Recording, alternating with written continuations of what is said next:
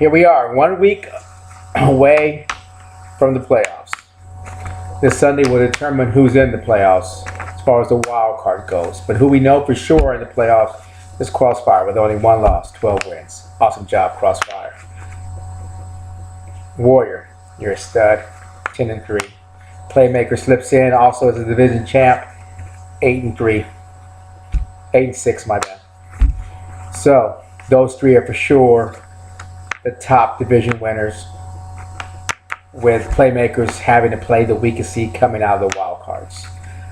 Now, before I get into the wild cards, let me make it brief, quick about them Cowboys, Primetime Wolverines, Young Guns, Headhunters.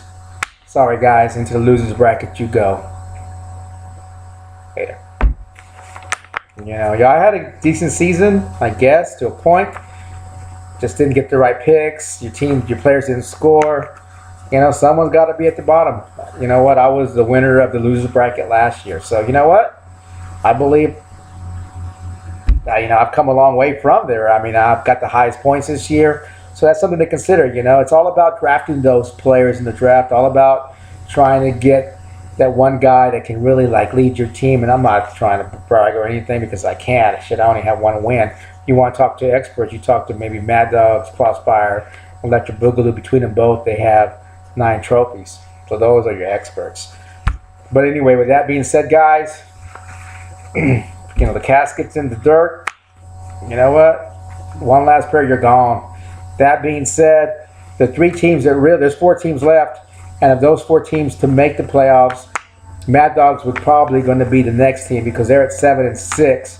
Even if they lose, they're at 7-7, and they have the most points because if there's 4 teams left, it's going to be a triangle of I beat you, but Mad Dogs has the most points, so there's no way you can catch him for sure. He goes in. So if that being said again, there's only 3 teams left, and that's, reading from my notes, Class, Rook, and Electric Boogaloo. So Class also being 7-6, if he wins, he's automatically in. Now let's say he loses. He plays this week Electric Boogaloo. Let's say he loses and he becomes 7-7, and I play the Rook, and let's say the Rook beats me. That ain't gonna happen. But let's say lightning strikes, and he becomes 7-7. So if that scenario happens, you have 3 teams at 7-7.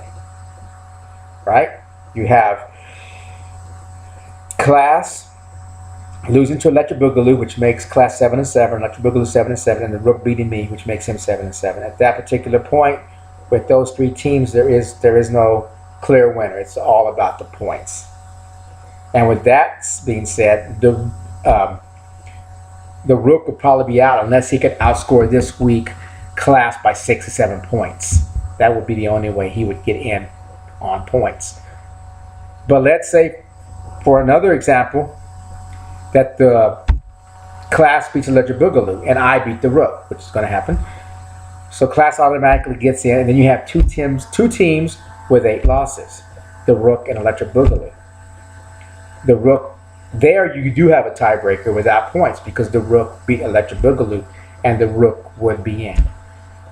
So I hope that makes sense. I hope you understand it. Those games are key this weekend to who makes the playoffs. So that's what it all comes down to.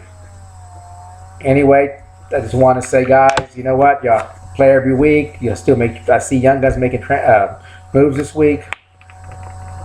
Thanks a lot for playing this year, and we're not done. Still got 4 weeks of football. Let's enjoy it. All right, guys. I'm just trying to give you the playoff picture. Hope you kind of understood it. I hope I didn't confuse you. And if I confuse anybody, I probably confuse those 3 wild card teams. So if you have any questions, you can always shoot me an email, and I can get a little bit more detail and tell you why. But I'll be talking to you later. Maybe not as the commish, but definitely as the Warrior. Later.